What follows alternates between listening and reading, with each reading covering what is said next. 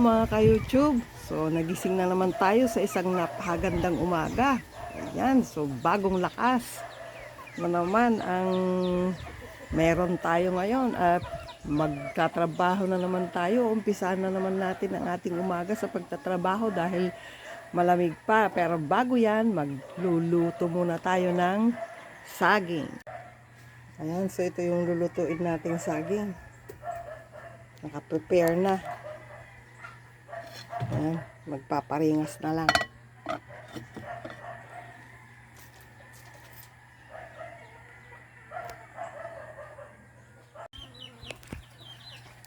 Ayan, sunod naman natin yung ating kape. Ayan. Ito yung ginawa nating brewed coffee nung nakaraang araw. Malapit na maubos. Ayan.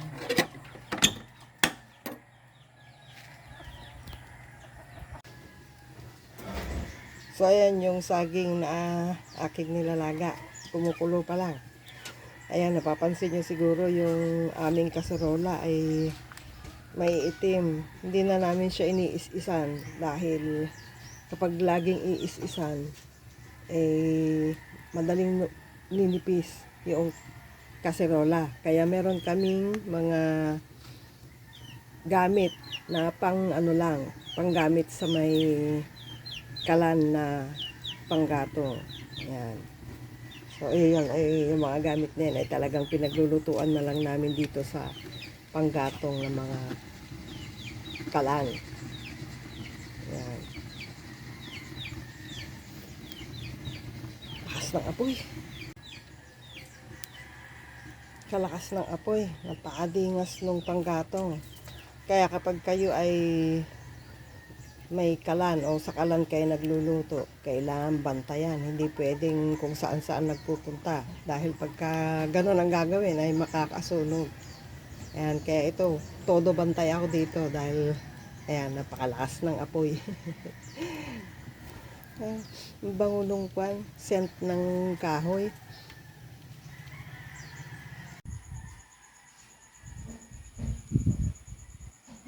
Mainit na yung ating kape, mga ka-YouTube. Kumulo na.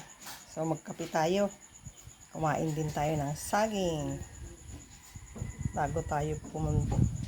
Bago ako pupunta doon sa aking tatabasan. Ito yung ating natabasan kahapon. Yan. So yan pa lang yung ating nalilinisan. Ito yung unang araw ng aking pagtatabas. Ayan ang mga nalinisan ko. Ayan. Sana makaya ko naman linisin itong buong paligid namin dahil sa ngayon wala pang pambayad ng magtatabas. Pero ganun pa man, kakayanin lang natin ito kahit pa konti-konti. Ayan, so mag-uumpisa na tayong magtabas uli.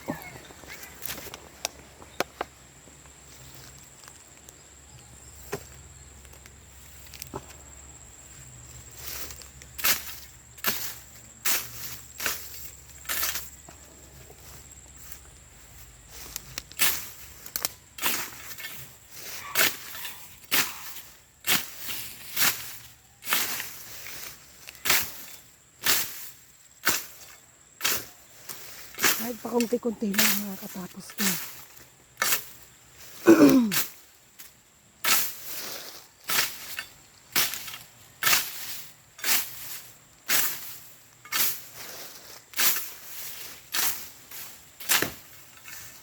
So ayan guys, yung kinaya ko lang na tabasan.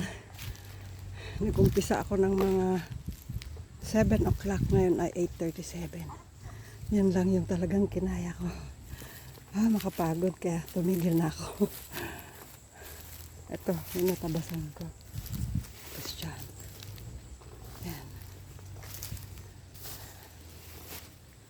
Ayan.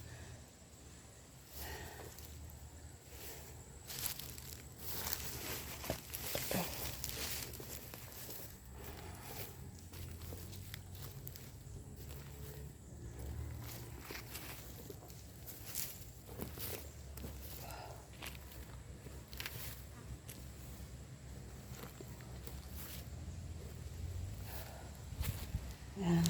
Pangalawang araw ko ngayon na nagtabas. So ito pa lang yung aking natapos.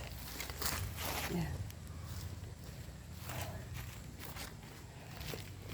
Yan, hanggang dito. Hanggang dito. Yan. Umpisa dito. Yan. Hanggang doon pa lang. Yan, yan pala ang medyo malinis. Yan, makalipas ang isang linggo na ating nilinis, ginamasan at saka nirukit or nilagyan ng limbang itong ating luya. Ito na siya ngayon.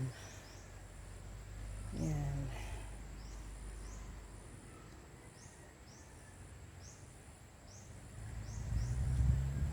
So, ayan na siya.